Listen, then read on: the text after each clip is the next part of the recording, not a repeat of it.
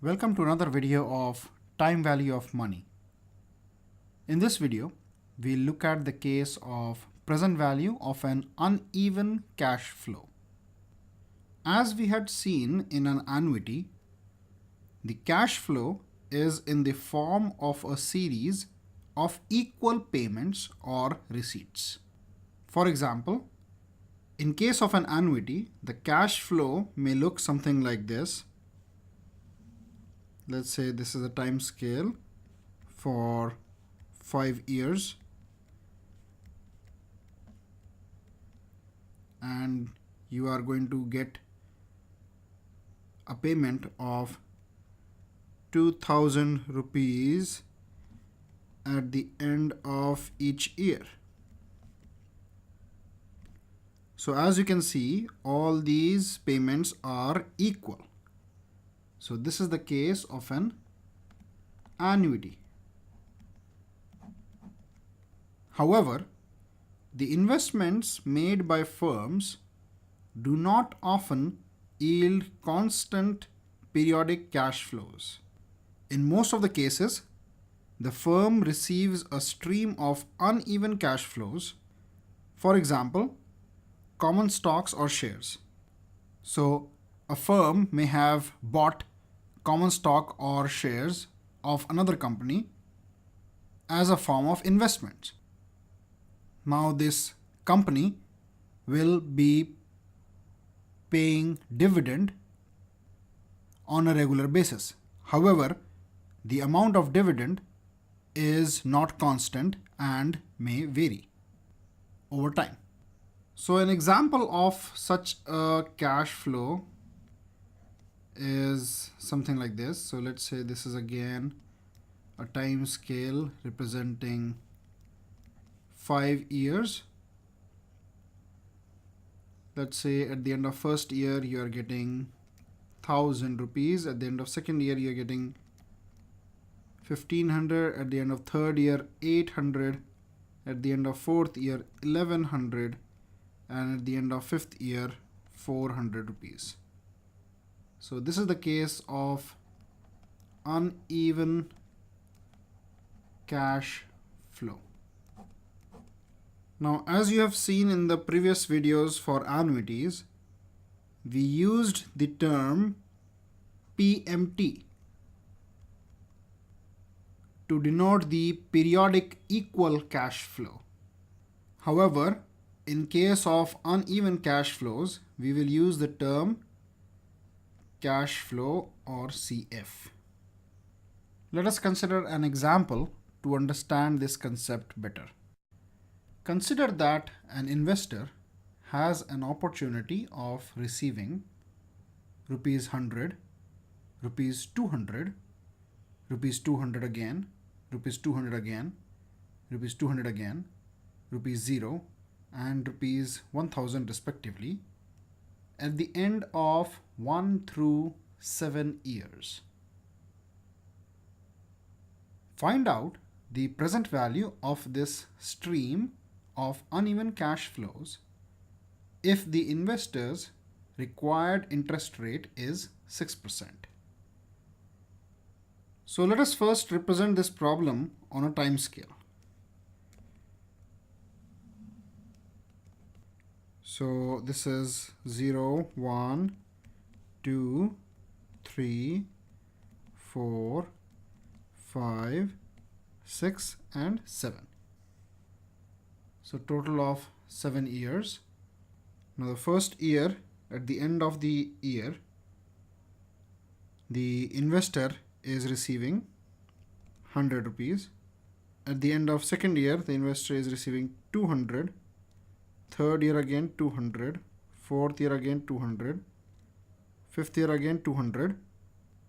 At the end of sixth year 0 rupees, and at the end of seventh year 1000 rupees. The rate of interest that the investor is getting is 6%. So here we have to find out the present value of this stream of cash flow when the interest rate is 6%. So what is the present value? So let us look at multiple methods of solving this. So the first method is solving this using the formula for compounding or discounting. Now, this present value can be broken down into 7 different parts. Let's say this is PV1. Now, this PV1 should be such that at 6% interest, it can allow us to withdraw 100 rupees at the end of first year. Similarly, PV2 should be such that at the end of second year, it should allow us to withdraw 200 rupees at an interest of 6% per annum. And similarly, we'll have PV3, PV4, PV5, and so on up to PV7. Now the addition of all these present values should be equal to this present value here. So PV is equal to PV1 plus PV2 plus PV3 plus PV4 plus PV5 plus PV6 plus PV7. Now, this is the case of compounding, where the present value is getting converted into a future value at a certain rate of interest. So the formula for compound interest is A is equal to P into 1 plus R by 100 to the power n, or A is equal to P into 1 plus I to the power n. A is the amount of money that we are going to get at the end of the tenure. P is the amount of money or the principal which is being invested at the beginning of the tenure. I is the rate of interest per annum, and n is the number of compounding periods. So in case of PV1, first let's convert this into the future value and present value. So A can be written as future value. This is equal to present value into 1 plus I to the power n.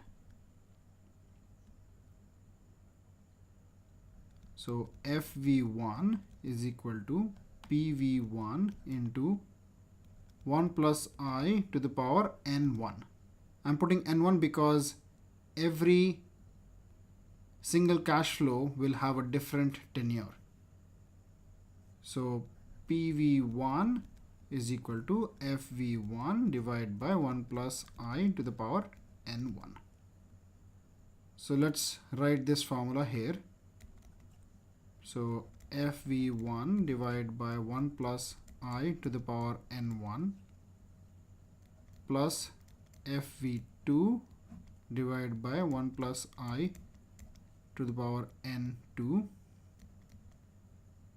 And similarly for the remaining. So let me write this up. So now let's substitute the values here. So FV1 is 100, FV2 is 200, and so on. So 100 divided by 1 plus I is 0.06. So this becomes 1.06. So 1.06.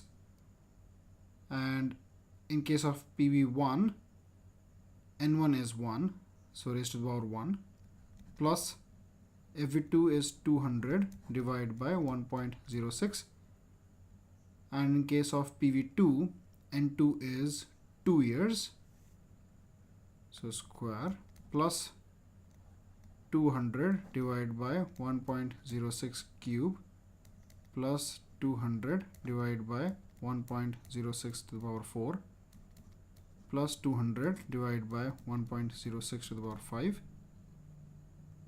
plus 0 divided by 1.06 to the power 6 plus 1000 divided by 1.06 to the power 7.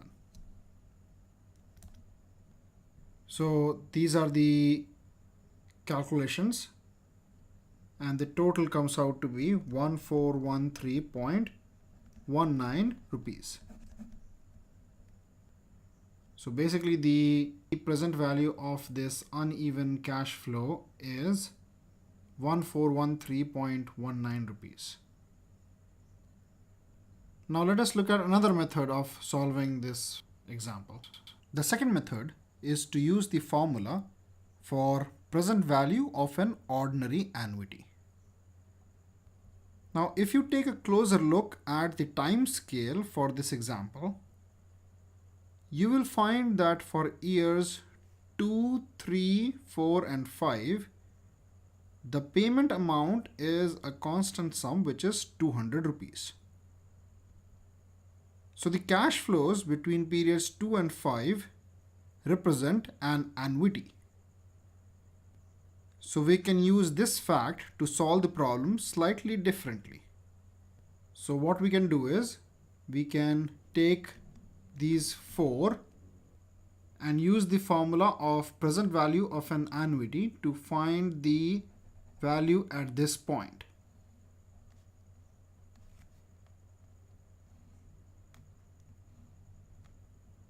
So the present value of an ordinary annuity formula will get us the value at this point. From here, we can then discount it to get the value at the starting of the tenure. Then we can take the value of this 100 rupees, get the discounted value, and then also do the same thing for 0 and 1000.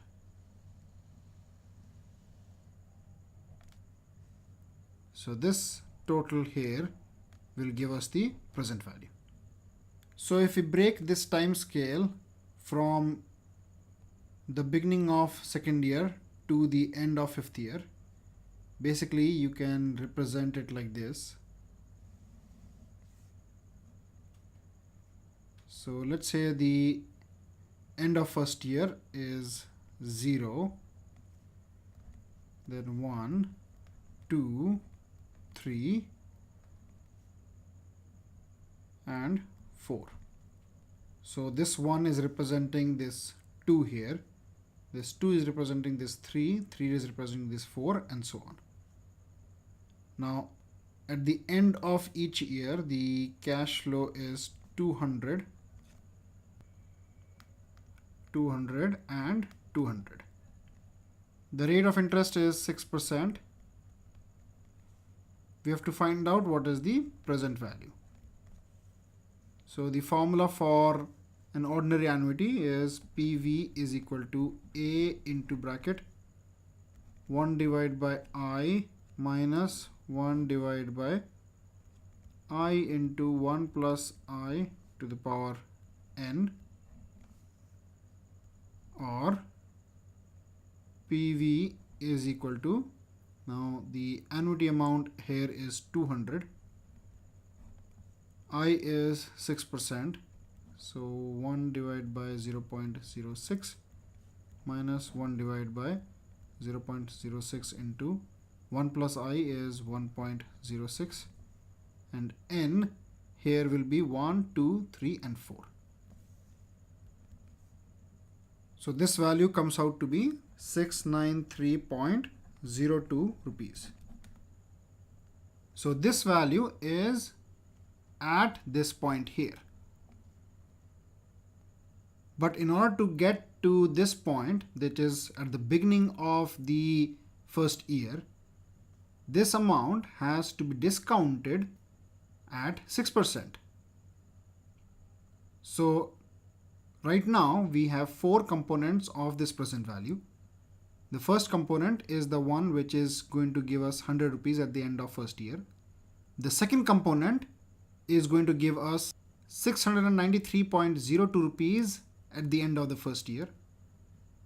The third component will give us 0 rupees at the end of the 6th year, and the fourth component will give us 1000 rupees at the end of the 7th year.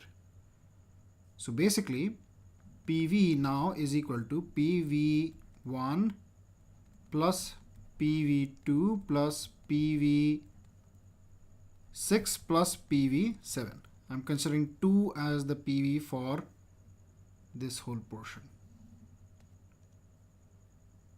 Or PV is equal to, now PV1 will be FV1 divided by 1 plus I to the power n, plus PV2 will be FV2 divided by 1 plus I to the power n. PV6 is FV6 divided by 1 plus I to the power n, plus FV7 divided by 1 plus I to the power n. Now actually this n here is going to be different for each of these. So for the first one, the tenure is 1 year, so this is n1. For second, again we have the value as of this point, which is 1 year from the start of the tenure. So this again is going to be n1. For FV6, it's going to be 6 years, so I'll say n6. And for FV7, this is n7. So let's plug in the values here. FV1 is 100, so 100 divided by, now I is 6%, so this becomes 1.06. N1 is 1, so this will be as is. FV2 is 693.02 divided by 1 plus 0.06, which is 1.06, and N1 again 1 year, so this will be as is, plus FV6 is 0, so 0 divided by anything will remain 0, so I'll leave it as it is, plus FV7 is 1000 divided by 1.06 to the power 7. So this is equal to 94.34 plus 653.79 plus 665.06, and this will come out to be 1413.19 rupees, which is the same answer that we got in the first method. So this can come in handy when you have a lot of years with the same equal cash flow, and you can use the formula for annuity. Now let us look at the third method, which is to use the present value factor. The third method is to use the present value factor of a lump sum. Note that this is present value factor of a lump sum and not for an annuity. We can't use the present value factor table of an annuity because we have an uneven cash flow. However, we can use the present value factor of a lump sum, considering that each of these cash flows is a independent lump sum amount which we are receiving at a future point in time. So from here to here this is 1, from here to here this is second, from here to here this is third, and so on. So each of these can be considered as a lump sum amount with varying value of present and future values and the tenure.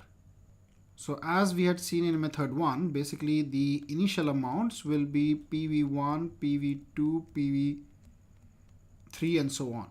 So basically PV, that is the total present value, is equal to PV1 plus PV2 plus PV3 plus PV4 plus PV5 plus PV6 plus PV7. Now each of these PVs is found out by using the formula FV divided by 1 plus I to the power n. This can also be written as FV into 1 divided by 1 plus I to the power n. And as we already know, this part is also known as the present value factor of a lump sum. So this is equal to FV1 into present value factor, where for PV1 n will be equal to 1 and I will be equal to 0.06. So this is the value for PV1, plus for PV2 FV2 into present value factor, where n is equal to 2 and I is equal to 0.06, and so on. Plus for PV7 it will be FV7 into present value factor, where n is equal to 7 and I is equal to 0.06. So now let us look at the table for present value factor of a lump sum to find these values.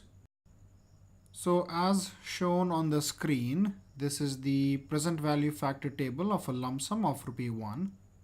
So here we can see these periods and the rate of interest.